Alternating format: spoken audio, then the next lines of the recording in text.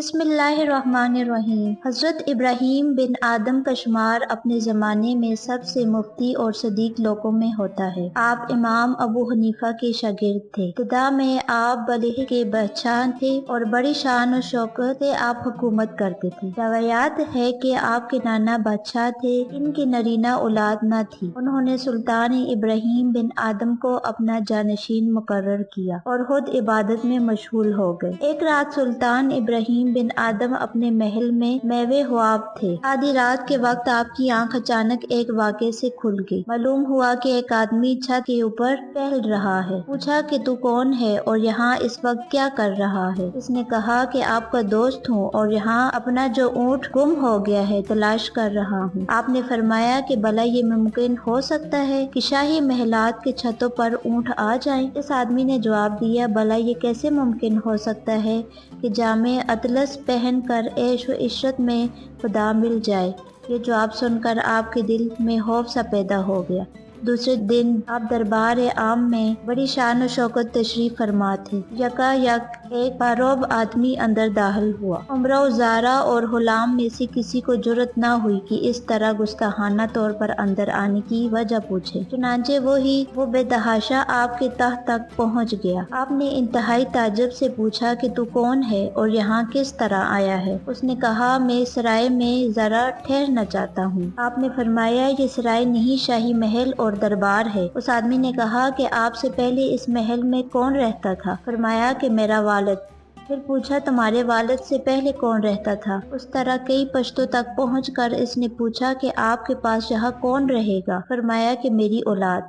پھر اس آدمی نے کہا، ذرا خیال کرو، جس مقام میں اتنے آدمی آ جائیں اور جائیں لیکن کسی کا مستقل قیام نہ ہو تو پھر وہ سرائے نہیں تو کیا ہے؟ یہ کہہ کر وہ باہر چلا گیا، لیکن آپ کے دل میں رات کے واقعے سے آگ لگی ہوئی تھی۔ اس معاملے نے جلتی پر تیل کا کام کیا۔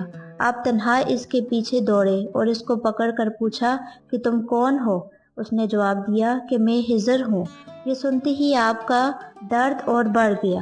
چنانچہ واپس محل میں آ کر لیٹ کے مگر سکون نہیں تھا۔ نہ چادر باہر ہوا ہوری کے لیے گھوڑے پر سوار ہو کر گئے۔ ساتھ کے آدمی قدرت خدا سے جدا ہو گئے۔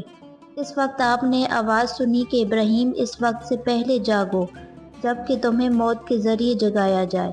ان باتوں سے آپ کے دل میں خوف الہی اس قدر پیدا ہوا کہ اللہ تعالیٰ نے اپنے فضل و کرم سے آپ کی باطنی آنکھوں کو منور کر دیا اور ببرکت الہی کا نزول ہونے لگا۔ چنانچہ آپ نے تحت حکومت پر لات ماری اور فقیرانہ لباس بدل کر شہر سے باہر نکل گئے۔ اپنے گناہوں پر رتے جاتے تھے اور جنگلوں اور وادیوں میں سے گزرتے جاتے تھے۔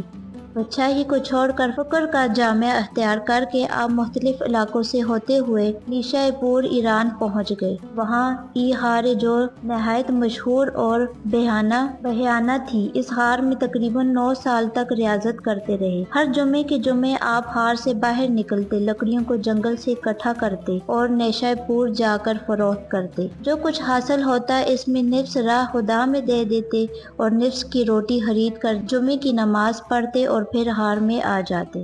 پھر ہفتہ بھر باہر نہ نکلتے۔ جب لوگ آپ کے مرتبہ اور شکل سے واقف ہو گئے تو آپ اس غار سے بھاگ گئے اور مکہ معظمہ جا نکلے۔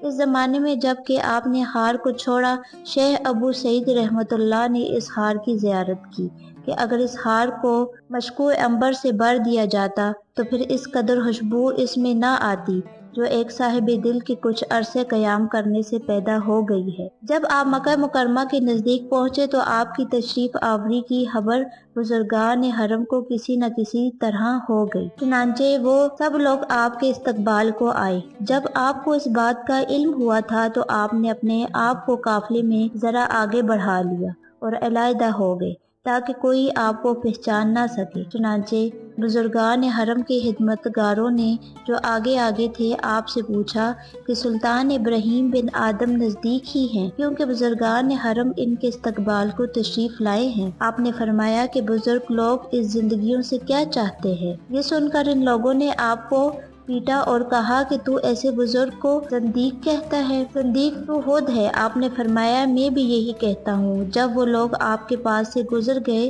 تو آپ نے اپنے نفس کو مخاطب کیا اور کہا، تو نے اپنے یہ کی سزا دیکھی، خدا کا شکر ہے میں نے تجھ کو اپنے مقصد میں کامیاب نہیں ہونے دیا اور مشاہین حرم کے استقبال کا لطف نہ اٹھا سکا۔ پھر آپ حرم میں مقیم ہو گئے اور ہمیشہ اپنے ہاتھ سے کما کر اپنا گزر بسر کرتے۔ کبھی آپ کھیتوں میں رکھوالی کرتے اور کبھی جنگل سے جا کر لکڑیاں کاٹ کر لاتے اور فروخت کرتے اور اپنی تمام کمائی مریدوں پر خرچ کر دیتے۔ ایک دفعہ حضرت خواجہ شفیق ملہی سلطان ابراہیم بن آدم کی برگاہ میں حاضر ہوئے۔ اسی مجلس میں ایک صاحب کشف درویش بھی موجود تھے۔ ان سے پوچھا کہ کیسے گزر کرتے ہو؟ آپ کہنے لگے کہ مل جائے تو کھا لیتا ہوں ورنہ صبر کر لیتا ہوں۔ درویش نے فرمایا یہ کام تو گلی کہ کتے بھی کرتے ہیں کہ مل جائے تو کھا لیتے ہیں ورنہ صبر کر لیتے ہیں۔ ہونا یہ چاہیے کہ مل جائے تو تقسیم کر لو اور نہ ملے تو صبر کر لو۔ ایک دفعہ ایک شخص نے آپ کی خدمت میں حاضر ہو کر کہا، اے شیخ میں اپنے آپ پر بہت ظلم کر چکا ہوں، مجھ کو کچھ نصیحت فرمائیے جس کو پلے باندھوں اور اس پر عمل کروں۔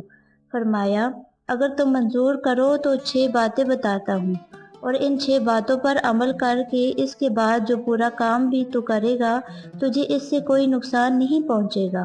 اول یہ، جب تم حق تعالیٰ کی نافرمانی اور گناہ کا کام سرزد ہو تو حق تعالیٰ کی دی ہوئی روزی نہ کھاؤ۔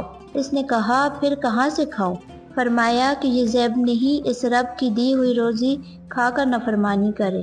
دوسری بات یہ کہ جب گناہ یا نافرمانی کرنے کا ارادہ ہو تو اس کے ملک یا بادشاہت سے باہر نکل کر گناہ کرو۔ عرض کیا کہ ساری کائنات اس کی ہی ہے، کوئی کہاں جائے؟ فرمائے یہ سب نامناسب ہے کہ اس کے ملک میں رہ کر نافرمانی کی جائے۔ تیسری یہ کہ گناہ ایسی جگہ کیا جائے جہاں وہ دیکھ نہ سکے۔ پوچھا، یہ ناممکن ہے کہ وہ دلوں کی بیت تک سے واقف ہے۔ فرمایا، جب رزق اس کا کھاؤ اور اس کے ملک میں رہو تو پھر اس کے سامنے گناہ کرنا کہاں تک انصاف ہے؟ چوتھی یہ کہ جب موت کا فرشتہ آئے تو اس کو کہو ذرا توبہ کر لینے کی مہلت دے دو۔ عرض کیا کہ یہ بھی ناممکن ہے، وہ میرے کہاں مانے گا؟ فرمایا، جب یہ حالت تو اس کے آنے سے پہلے توبہ کرنی چاہیے تھی۔ پانچویں یہ کہ جب قبر میں منکر نکیر آئیں تو ان کو باہر نکال دیں۔ کہا، میں یہ بھی نہیں کر سکتا۔ فرمایا کہ پھر اس کے سوالوں کے جواب دینے کے لیے تیار رہو۔ چھٹا یہ کہ جب قیامت کے دن حساب کتاب ہو چکے ہوں گے، جب گناہ گاروں کو دوزخ کی طرف بھیجا جائے گا تو دوزخ میں جانے سے انکار کر دینا۔ کہا، یہ بھی ناممکن ہے۔ فرمایا، تو پھر گناہ مت کرو۔ امید ہے کہ آپ کو آج کی ویڈیو ہماری پسند آئی ہوگی۔ اس کو زیادہ سے زیادہ لائک اور شیئر کریں۔ اللہ تعالی ہمیں تمام گناہوں سے بچنے کی توفیق عطا فرمائے، آمین۔ ہمارے چینل کو سبسکرائب کریں تاکہ آپ کو ہماری ہر آنے والی ویڈیو کا پتہ چل سکے۔